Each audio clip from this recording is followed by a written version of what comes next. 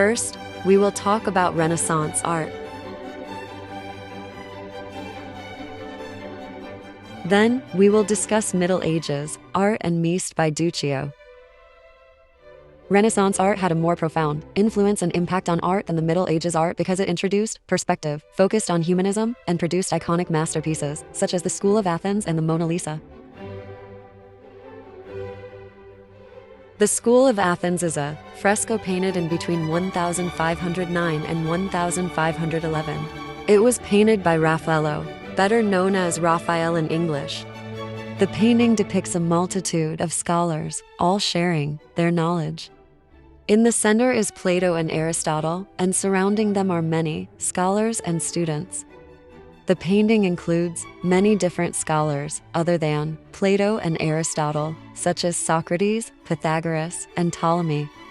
In this painting, techniques such as foreshortening, linear, perspective, and realism are used. Just by looking at the painting, you can see how Raphael set Plato and Aristotle in the middle. By using perspective, all of the scholars in the painting also look much like real people, which sets this painting apart from many others. Raphael also incorporated a vanishing point in the painting, which was considered very advanced for the time. In simple terms, a vanishing point is a place in a painting that is so far away from view that it vanishes. The painting also shows humanism, which is a philosophy that focuses on human beliefs and values. The School of Athens shows humanism by including famous philosophers and emphasizes the importance of knowledge. Humans are also literally in the center of the painting. At the time, this was very different, since most paintings from the Middle Ages were about religion. The School of Athens is one of the most iconic paintings to date, and millions of people every year visit the Vatican museums to see it. It is one of Raphael's greatest paintings and is a striking example of most Renaissance art. The Mona Lisa is a Renaissance portrait painted from 1503 to 1519 by artist Leonardo da Vinci. It is one of the most famous paintings in the world and shows a woman named Lisa Gherardini smiling mysteriously at the viewer. In Italian, it is called La Gioconda, translated in English to My Lady. The painting was requested by an Italian businessman who wanted a painting of his wife, Lisa Gherardini. Leonardo started it in 1503 and continued to work on it until his death in 1519. The painting remains unfinished. Leonardo used glazes that included a small amount of actual pigment. The glaze was very thin and needed many layers for it to look dark.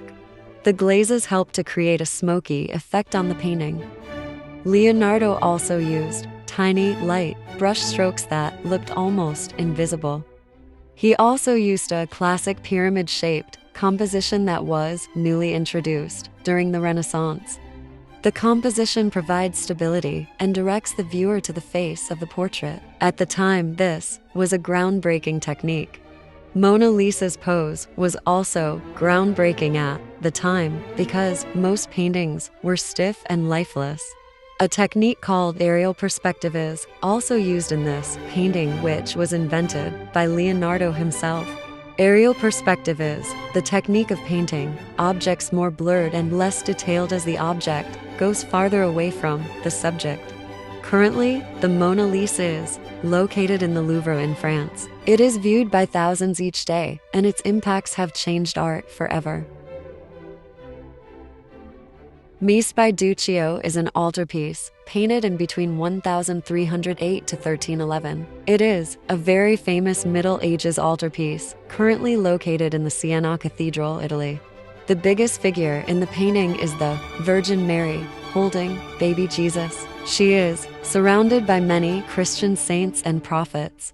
In 1308, the city Siena in Italy commissioned their most famous painter, Duccio, to create a large painting dedicated to the Virgin Mary. The title Mies means the Virgin Mary in majesty enthroned as the Queen of Heaven.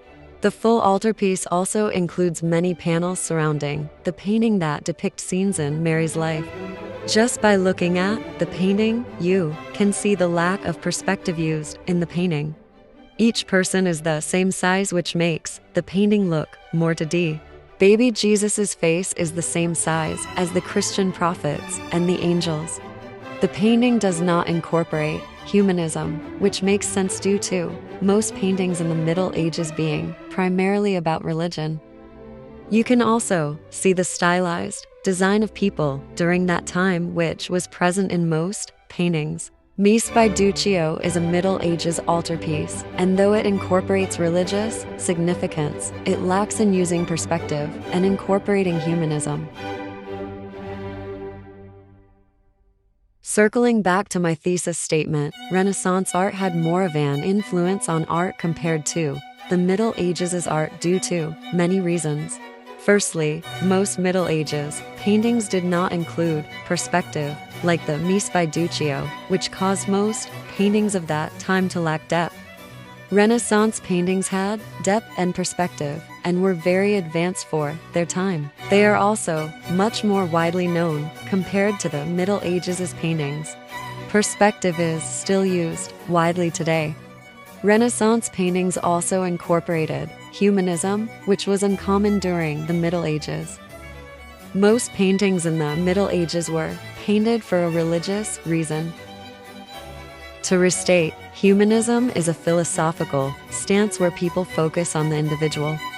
Humanism became popularized during the Renaissance and caused more people to become interested in classic literature, as seen in the School of Athens. It also removed the focus on religion.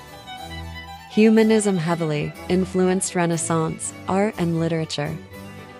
Renaissance art also produced famous masterpieces that we talked about today, such as the Mona Lisa and the School of Athens.